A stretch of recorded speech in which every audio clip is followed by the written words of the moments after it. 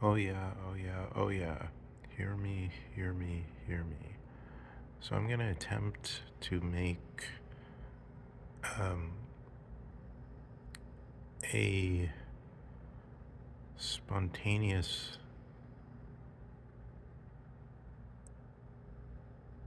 recording of thinking done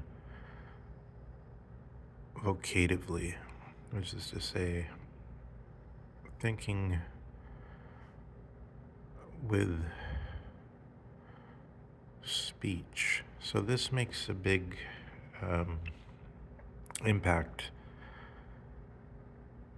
ever since the Greeks. Speech is supposed to be able to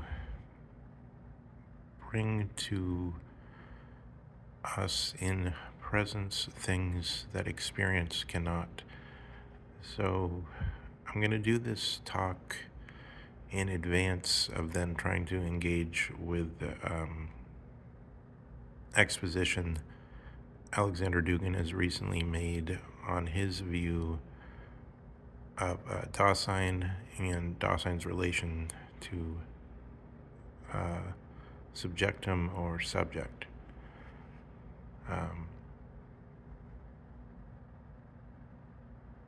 The two not adequately covering the somewhat bewildering cascade of different determinations and also different vagaries and vague grasps and usages of these terms. So I try to give my version, which, however, is not cohate. So therefore, I'm thinking in time, or trying to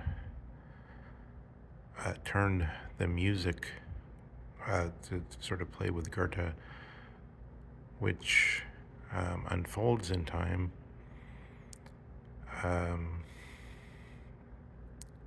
in such a way as to congeal it and make it into something we can read, so to speak.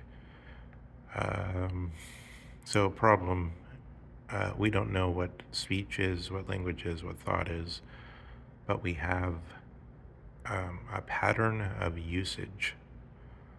And then we try to say, this is how I understand that pattern of usage which has come down to us.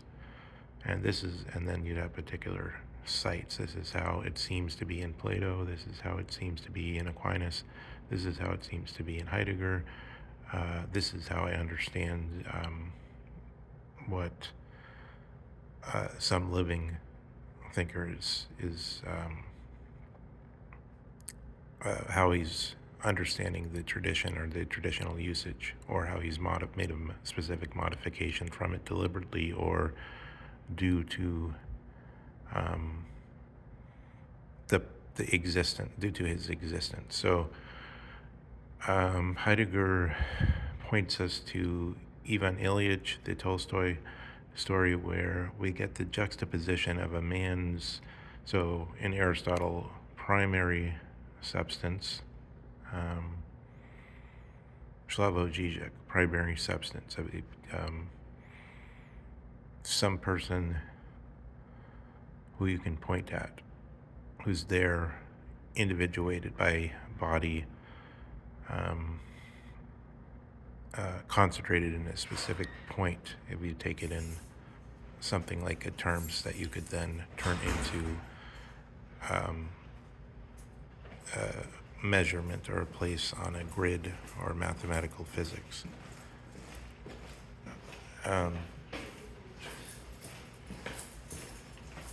If we start with that notion of subject, then we have what Aristotle is calling ousia, or primary substance rather than secondary substance. Everything that's understood that way, we could then also understand under some larger genus. So you have Slavoj Žižek, but then you understand him as a man. So that's the problem we're getting in the Ivan Ilyich story is that he Van Illich is realizing that he's both primary and secondary substance, and he's has a kind of existential. He's, he's swirling. He's confused. He doesn't know which he is. So the way that's expressed by Tolstoy is by saying, "Here's this syllogism I learned since I was a boy. Caius is mortal. Sorry, Caius is a man. Men are mortal. Therefore, Caius is mortal." So he says that's all right for that secondary substance.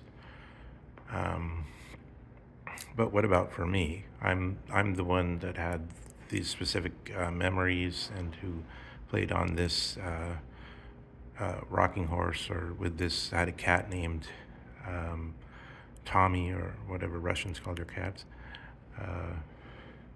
the Ruski meerkat. So he juxtaposes his body as something individuated and therefore unrepeatable, which happens only once in time, the existence, with the secondary substance. This is the first kind of meaning we're seeing with ousia, which is then, we should remember in Aristotle, when he makes the distinction between ousia, the what being, tau estia, or tau, some form of the word for being, which is the object of nous, so some form of ousia. Tau ousia means the what. So it's like you want to name either some personal name, or it's a tree, something like that. And then you have derivative of that is the that it is, which is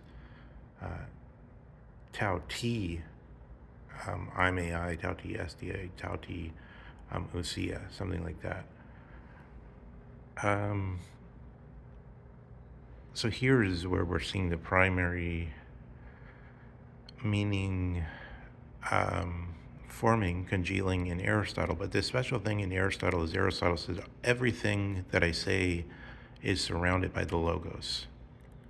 So he has the awareness that only language can get us to this point, Aristotle. So that's, the speech is then understood as death. So the speech is what the philosophers do, and speech means speech is the only way to get outside the realm where the body is individuated, where you're sitting on a toilet, where you're in a bath, where you're making love, where you're on a hike, on a strenuous hike or something, where you're bodily involved. So this we can superimpose over the Platonic and Aristotelian notion that the human nature is unlocked when it's most freed up from the individuated physical situation. And that they both point to the Egyptian hierophants who developed math first, because they had all their bodily needs were totally cared for, so that they were only to unlock their actual nature, and their actual nature, according to the Western civilization's interpretation, is speech, is the logos, properly used, properly ordered. So what Heidegger thinks is that there's a series of steps by which this becomes merely concept, and therefore divorced from the direct speech in Socrates and the more densely layered speech in Aristotle's treatise.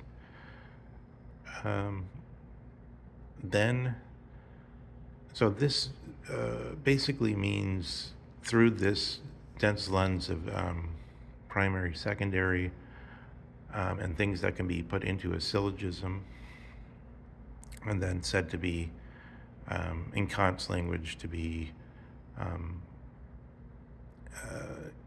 analytically, um, there's the a priori, which is analytically synthetic. So there's a kind of experience, but it only happens inside the concept. So, for instance, that we move from um, a triangle with 45-degree angle to the thing predicated to that, which is that the other two angles must add up to 45 degrees when you have a triangle 45-degree angle. So there's a movement, but it's inside a mental object, which is understood as a dimension of reality, but not as what we say the mind, but a special dimension of reality. That's already when we're getting to in the direction of what then becomes formalization in the concept and has moved away from Plato's first moment of standing back in the attitude of an academician and naming something and then discussing it and saying the discussion is where we get to the truth. So Heidegger with Dasein, on my version, what he's saying is we want to go back before we introduce it as a thing. So that could possibly be the Tao T I may I, or the that it is moment, when things become things. According, so Heidegger's written this thing book and everything. You could see how the categories and the different higher, lower, larger, smaller, and the different ways you could talk about things are discussed, location, and so forth. This version of Dasein then pushes us, tried to go back before any overlaying of the discussion has taken effect in the tradition, such that we have to enter into that. But it does this through the road of Descartes. So Descartes, on the other side, is the moment. So you could look it up in the best way to see the strength of what's happening here in the general consciousness is to look it up in the Oxford English Dictionary. And then you see under subjective, you'll see that about a little after Descartes, there was what they call is almost a total reversal of the meaning of subjective and objective, because objective in the medieval period meant the accidents of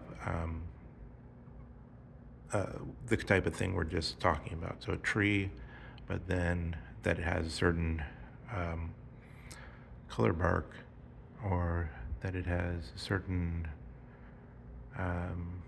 leaves, or so forth, or how tall it is. How tall it is a good example of an accidental characteristic of it.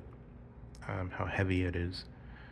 But those are the those accidents were considered to be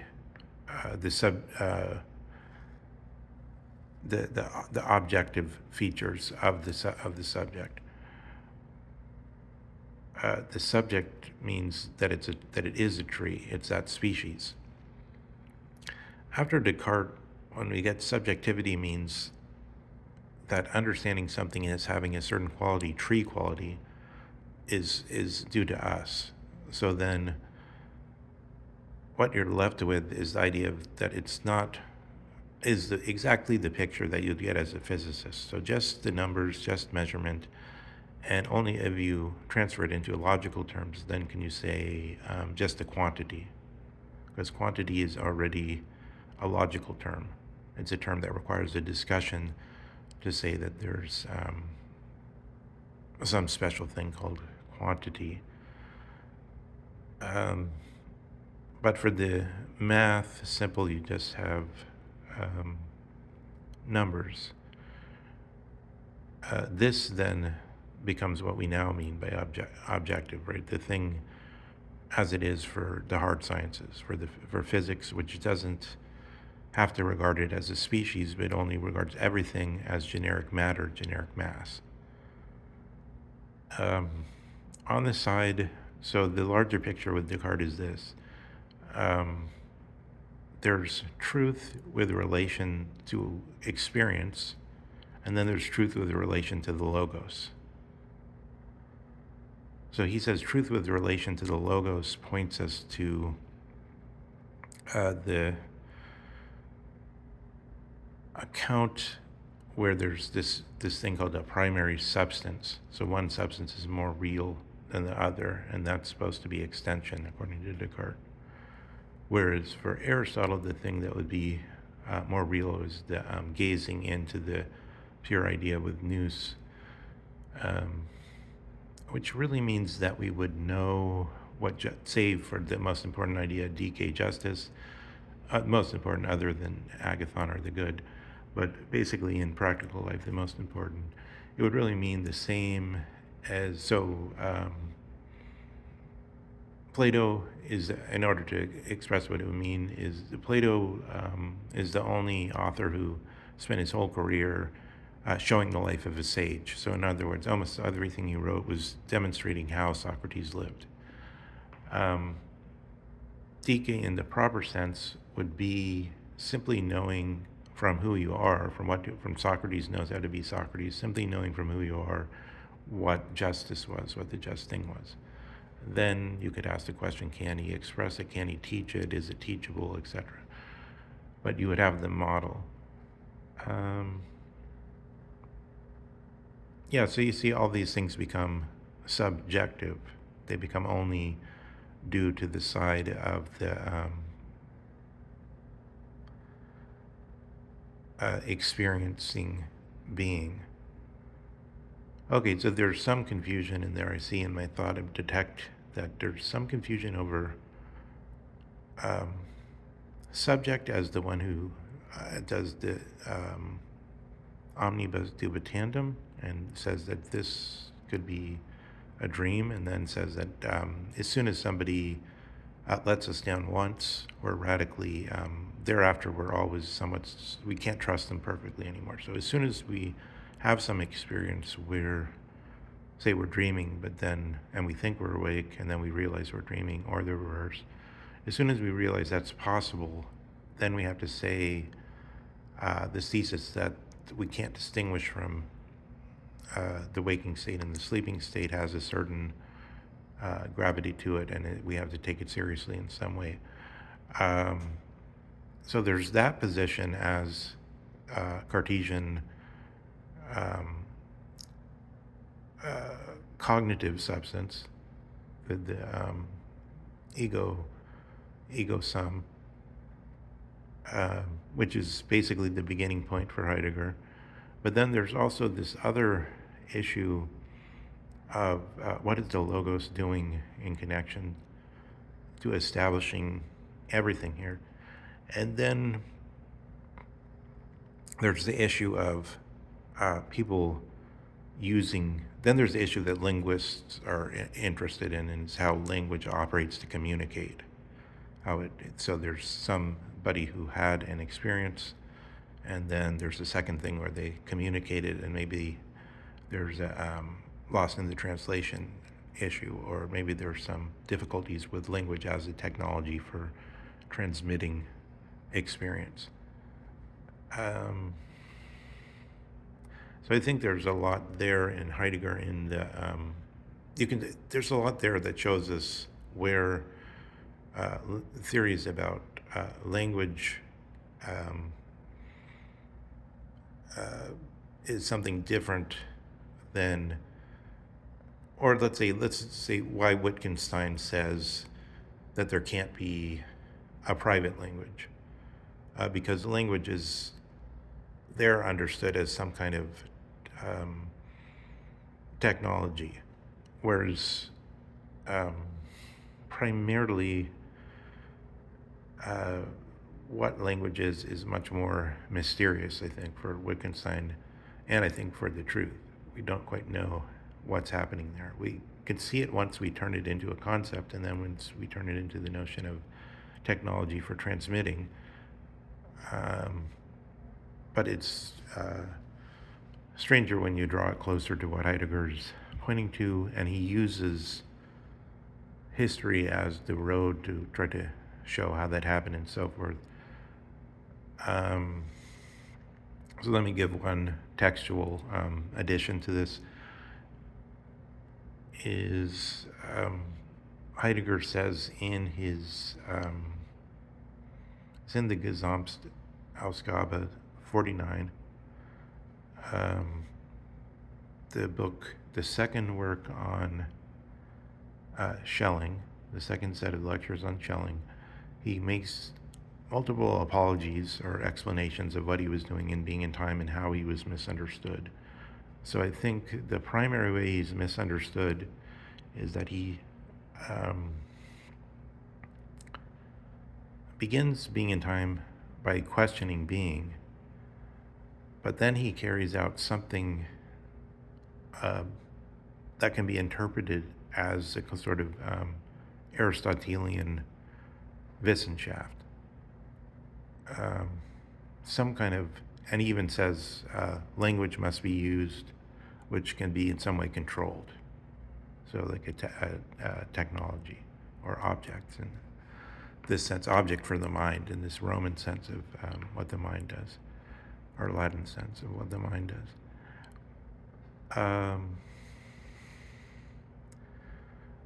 From there he says when he was doing that, just like when he investigates history, all the time he's at the same time thinking of the question of being and of this state, which he tries to name with Ereignis and with Lichtung and with other terms. Okay, so all that's not totally clear to me, but I'd say it seems to me it's very close. One of the entries into it, one of the porches on that structure, has sort of in its kitchen at least, if there's a kitchen and you're fooling around with the drawer, you can find this question of the Ivan Ilyich, of this difference between the what becomes the logical substance, but in any way it's something that can only be got at by the logos, and the other side of it, which is the bodily, in that version, the bodily differentiated one, who has to sit on the toilet, who has to do all the other things. Just one last image I think of is Rodin was made, I think originally a sculpture of Dante, but then it changed into La Pensière, or the Thinker. But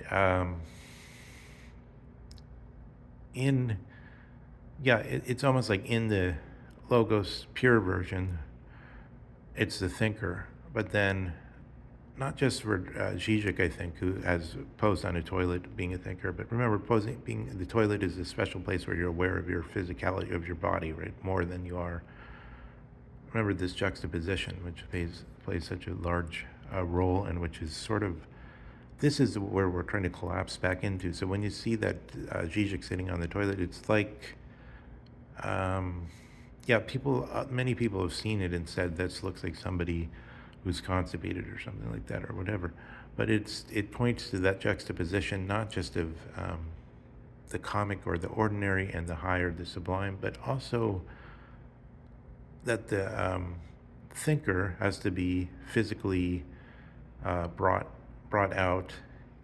And the way Rodin does it is by doing a kind of, he takes Michelangelo's use of the body, and then he says, I'm going to do this, but not in the way Michelangelo did it, in order to bring you into the right mood for Christian sublimity. But rather, he does it simply on this, art for art's sake, art as its own. He simply uses the techniques for to do what he wants. It has no, apparently, Yeah, it's not a coherent work in a certain way. It's something. It's sort of like it reminds of the Vietnam War. So the Vietnam War, there wasn't a coherent idea of why people were there. It's not a coherent work there. If you want, uh, mm, if you if you want the work to uh, people to cherish it or to raise it up, it has to have some idea behind it, just like as soldiers. Um, if they don't understand, say, what Dugin is saying of the goal of the war is, and think, then they can think, this is in my best interest in some way. Even if we don't understand it, we can see these people have a plan and it's somehow in our best interest. Um, but the art, if it's just art for art's sake, does not have the same. It's like an army that isn't doesn't trust its general. Doesn't trust it. Doesn't think that the battle has any purpose, and maybe like that poem about the confused armies on the darkling plain.